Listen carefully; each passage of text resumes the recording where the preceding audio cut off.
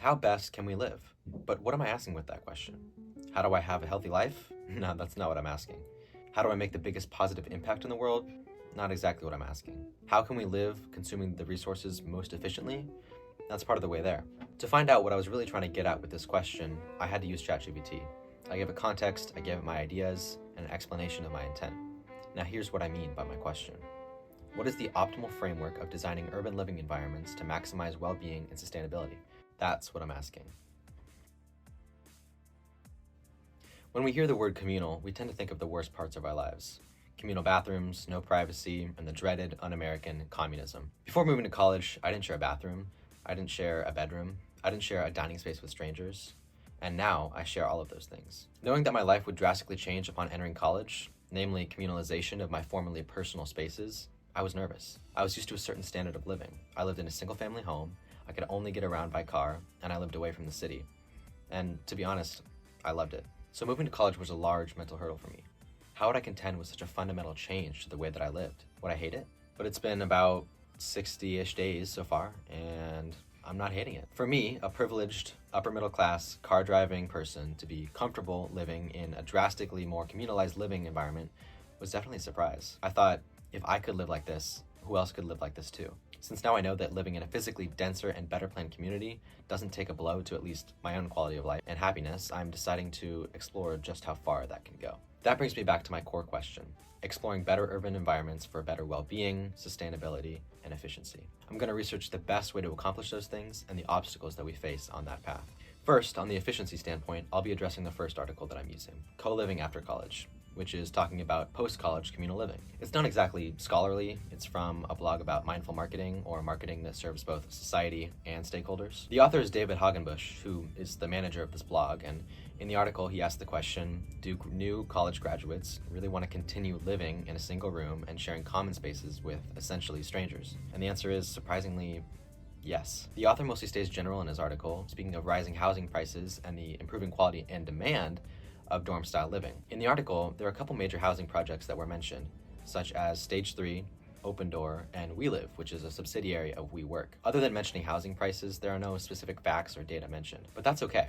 In this article, I'm basically just looking for an introduction on the increasing demand of this dorm-style living.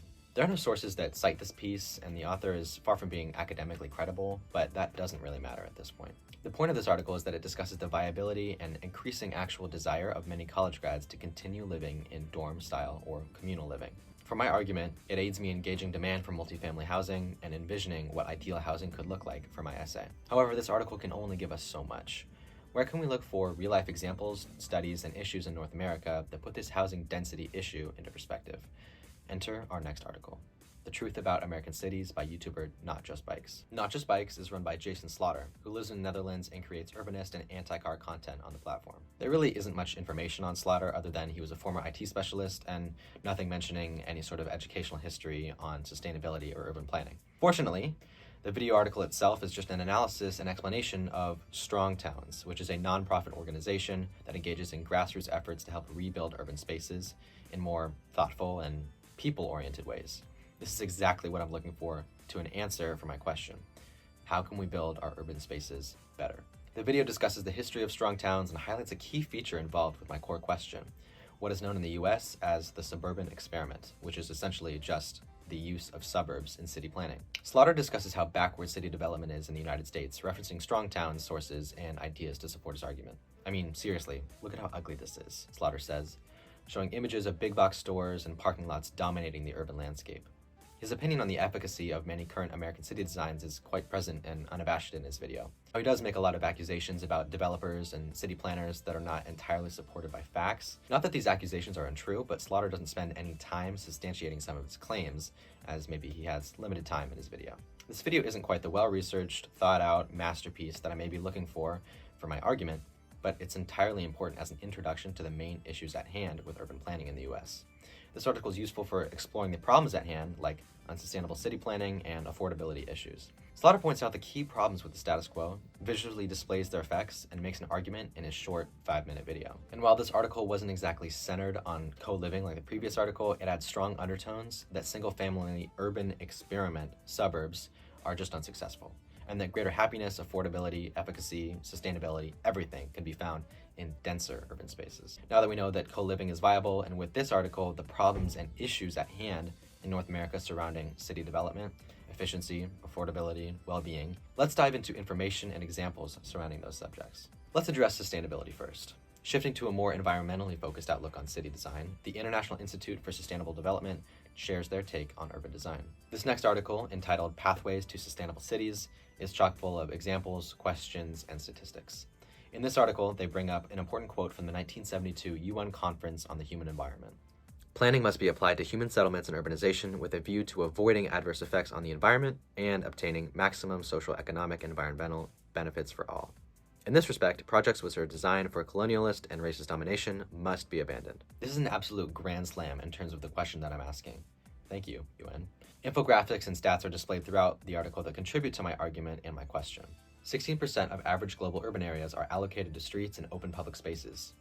156 countries have developed national urban policies.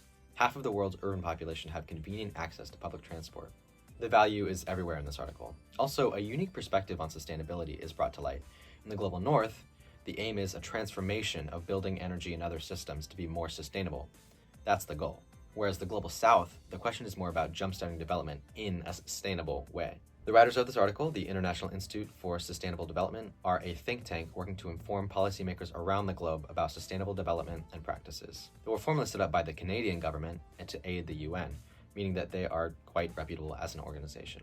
The only weakness in this article that I predicted was opinions on sustainability in the global south, but as I said, they address this topic pretty well.